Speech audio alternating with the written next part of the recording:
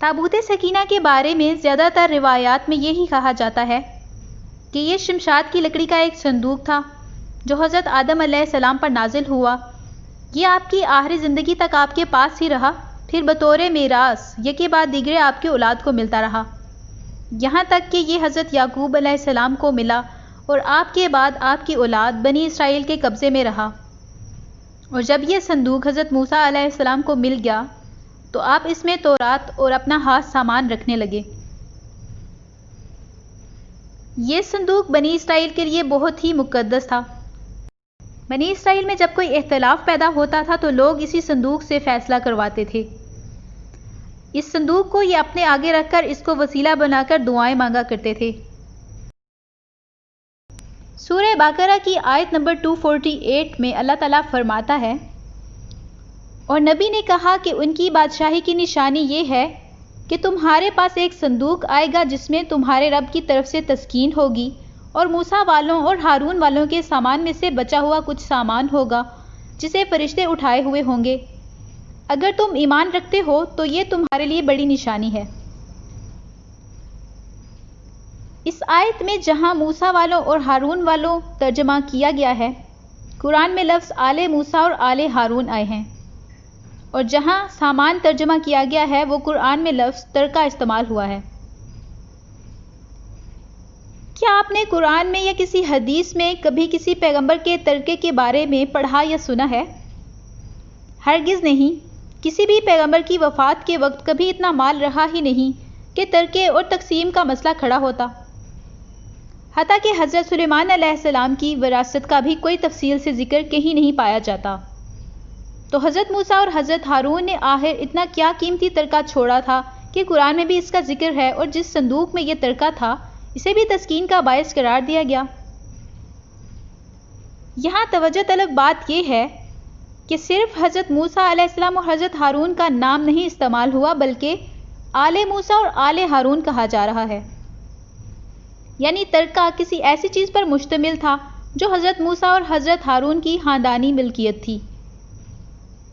اب ہم ذکر کرتے ہیں حضرت ابراہیم علیہ السلام کی دعا کا، جس میں انہوں نے نبوت اپنی تمام نسل کے لیے مانگی، مگر اللہ تعالیٰ فرماتا ہے کہ ہم یہ نعمت صرف صالحین کو دیں گے، تمہاری نسل کے ہر فرد کو نہیں۔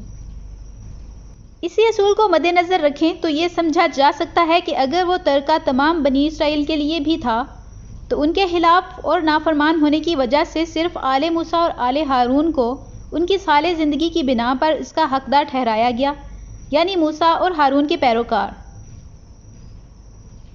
بحیثیت مسلمان ہم جانتے ہیں کہ کوئی مادی چیز نہ سکون کا باعث ہوتی ہے نہ عبادت کے لائق ہوتی ہے۔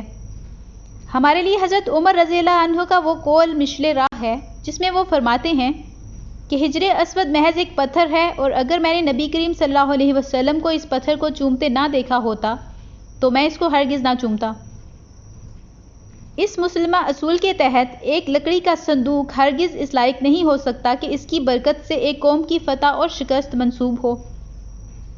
لا محالہ اس صندوق کی تسکین اور برکت کا اصل تعلق اس ترکے سے ہے جو صندوق میں محفوظ تھا۔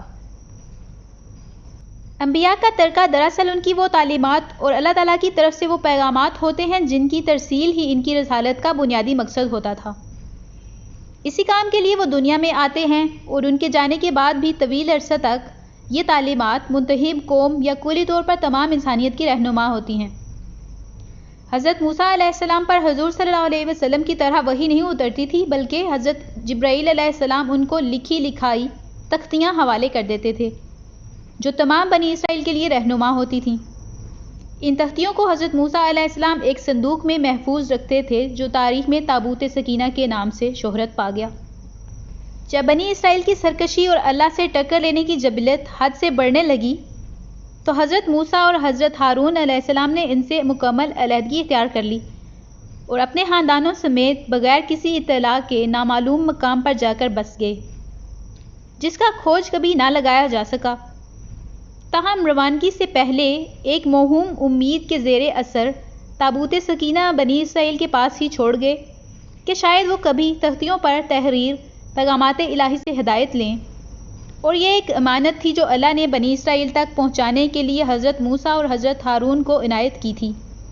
لہٰذا وہ امانت پہنچا کر اللہ کے حکم سے انتہائی مایوسی کے بعد کام چھوڑ کر چلے گئے۔ بلا شبہ یہ حضرت موسیٰ علیہ السلام اور حضرت ہارون علیہ السلام کی ناکامی نہیں تھی، بلکہ بنی اسرائیل کے چہرے پر ایک بدنما داغ تھا کہ ہر پیغمبر ان سے نالاں اور مایوس ہے، اور بنی اسرائیل کا یہ اعزاز آئندہ بھی بڑی شدت سے قائم رہا، بلکہ وہ پیغمبروں کو قتل بھی کرنے لگے۔ آپ ذرا ستم ظریفی دیکھیے، بجائے ان تختیوں کو پڑھ کر ہدایت حاصل کرنے کے، ان یہودیوں نے تابوت سکینہ کا عجیب مصرف نکالا۔ اس تابوت کو کھول کر کبھی ہدایت پڑھنے کی زحمت نہ کی، بلکہ ایک عقیدہ بنا لیا کہ یہ تابوت ہمارے پاس رہے گا تو ہم کامیاب رہیں گے، ورنہ ہم مغلوب ہو جائیں گے۔ لہٰذا ہر مذہبی تقریب میں اسے سامنے رکھ کر سجدے کیے جاتے، اس سے خیر طلب کی جاتی اور اس کی حفاظت کے لیے جانے دینے پر بھی تیار ہو جاتے۔ تاہم اللہ نے جلد ہی انہیں سزا دی اور عمالقہ کے بادشاہ جالوت نے ان کو تہس نہس کر کے ان سے یہ تابوت چھین لیا۔ اتفاق ایسا ہوا کہ جب یہ تابوت جالوت کے ملک میں پہنچا تو وہاں کوئی وبائی مرض پھیل گیا اور ہلاکتیں ہونے لگیں۔ ادھر ان دنوں یوشع نام کے نبی بنی اسرائیل پر مامور تھے اور طالوت کو بادشاہ بنانا چاہتے تھے۔ بنی اسرائیل صدا کے نافرمان ہرگز راضی نہیں تھے اور شرط رکھ دی کہ اگر صبح تک تابوت سکینہ آ گیا تو ہم طالوت کو بادشاہ مانیں گے، جو بظاہر ایک ناممکن سی بات تھی۔ جالوت کے ہونہار پنجوں سے تابوت نکال کر بھلا کون لاتا؟ صاف سی بات تھی کہ طالوت کو بادشاہ نہ بننے دینے کی ایک ترکیب چلائی گئی تھی، اور خدا کا کرنا یہ ہوا کہ جالوت نے خوفزدہ ہو کر وہ تابوت ایک بیل گاڑی میں رکھ کر ہنکا دیا۔ فرشتوں نے اس بیل گاڑی کی ایسی رہنمائی کی کہ وہ بیل گاڑی سیدھی صبح کے وقت بنی اسرائیل کے علاقوں میں آ پہنچی اور طالوت کی بادشاہی کا راستہ ہموار ہو گیا۔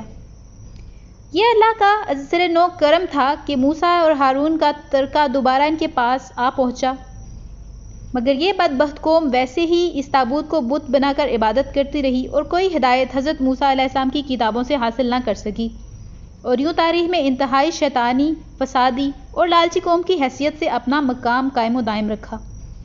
یہ سلسلہ یوں ہی جاری رہا حتیٰ کہ حضرت سلیمان علیہ السلام نے ایک عبادت گاہ تعمیر کی جسے تاریخ میں ہیکل سلیمان کہا جاتا ہے، اور اس صندوق کو اس عبادت گاہ میں رکھ دیا۔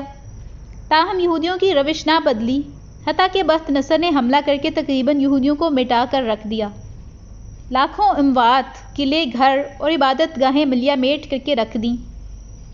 اس دوران حضرت عزیر والا واقعہ پیش آیا جس میں وہ برباد بستی اور لاکھوں لاشیں دے کر کہتے ہیں کہ یہ لوگ کیسے زندہ ہوں گے، اور اللہ تعالیٰ انہیں 100 سال کے لیے مار دیتا ہے۔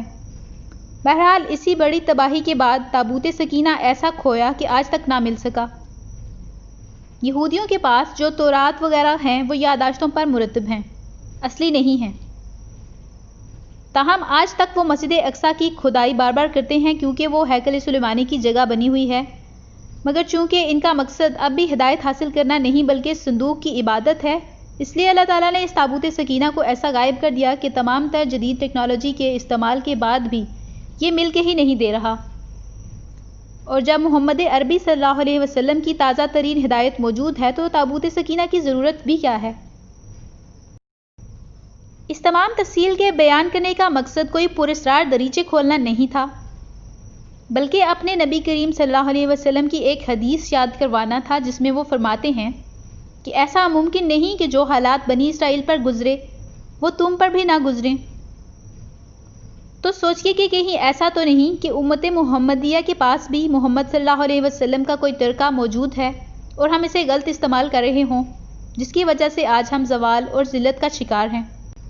ہم نے بھی قرآن کو تابوت سکینہ بنا رکھا ہے۔ ہم قرآن کو برکت کی غرض سے گھروں میں رکھتے ہیں، صرف عبادت کی غرض سے پڑھتے ہیں، اللہ کی ہدایت حاصل کر کے اس کو نفاذ کرنے کے لیے نہیں۔ ہم قرآن کو چوم کر اتنا برگزیدہ بنا چکے ہیں کہ اس کو سہولت سے وقت بے وقت پڑھنا تقریباً ناممکن ہو چکا ہے۔ قرآن برکت کے لیے نہیں ہے، ہدایت کے لیے ہے۔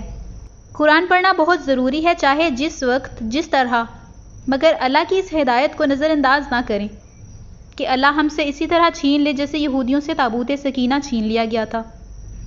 کہنے کا مقصد یہ ہے کہ ہمارے رسول اللہ صلی اللہ علیہ وسلم نے جو ترکہ ہمارے لیے چھوڑا ہے، اسے ہدایت کا موجب سمجھ کر اس کی فرما برداری کرنی چاہیے، نہ کہ اس ترکے کی عبادت شروع کر دیں۔ یہ نہ ہو کہ یہی ترکہ ہماری بھلائی کی بجائے بربادی کا باعث بنے۔